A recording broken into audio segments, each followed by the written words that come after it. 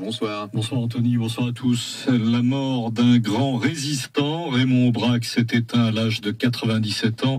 Avec son épouse Lucie, il avait constitué un couple mythique de la résistance. Raymond Aubrac était l'un des derniers à avoir connu Jean Moulin. Arrêté en même temps que lui, il avait pu s'évader grâce à une opération commando rocambolesque organisée par sa femme. Raymond Aubrac était président d'honneur de l'association Claude Guyot, qui honore la mémoire d'un ancien député et maire d'Arnay-le-Duc en Côte-d'Or, un autre résistant qui avait connu Raymond Aubrac alors qu'il était son élève au lycée Carnot de Dijon. Adrien Lacoste préside cette association. Quand je l'avais appelé pour dire voilà, on crée cette association pour faire revivre le patrimoine résistant et politique de Claude Guyot au niveau local, il m'a dit j'adhère tout de suite. C'est très amusant parce que le premier chèque qu'on a reçu, c'était le chèque de Raymond Aubrac qui a tout de suite tenu à cotiser à l'association qui portait le nom de son professeur de français au lycée. Il était prévu qu'il vienne il y a un an à peu près au collège Claude Guyot à Arnay-le-Duc pour faire une conférence. 3 jours avant, il a eu un souci de santé. C'est Renaud, son petit-fils, qui est venu le remplacer au pied levé et ensemble, on a fait une conférence sur la résistance. Mais toujours, il nous envoyait des messages, il était toujours très attentif aux activités de l'association et sur tout ce qu'on pouvait faire en termes de transmission de ce devoir de mémoire auprès des plus jeunes générations. Je sais que les années qu'il a passées à Dijon ont été quand même très importantes pour lui. Son petit-fils lui succédera à la tête de la présidence d'honneur de l'association Claude Guyot prochainement à notre assemblée générale. Les hommages à Raymond Aubrac se sont succédés toute la journée, on y reviendra dans...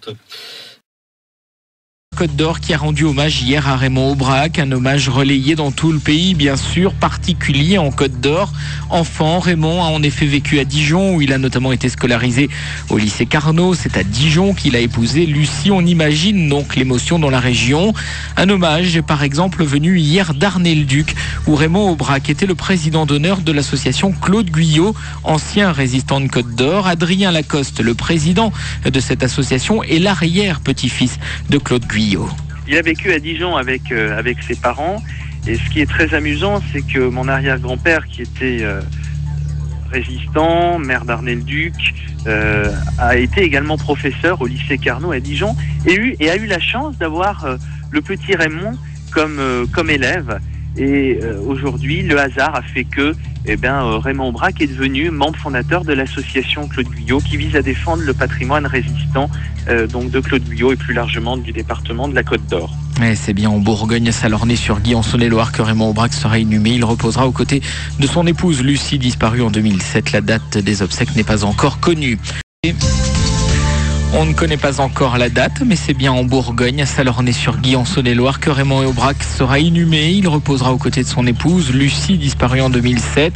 Raymond Aubrac, grande figure de la résistance, est mort mardi soir à l'âge de 97 ans à Dijon. L'histoire se souvient qu'enfant, il fut scolarisé au lycée Carnot. Il a épousé Lucie à Dijon.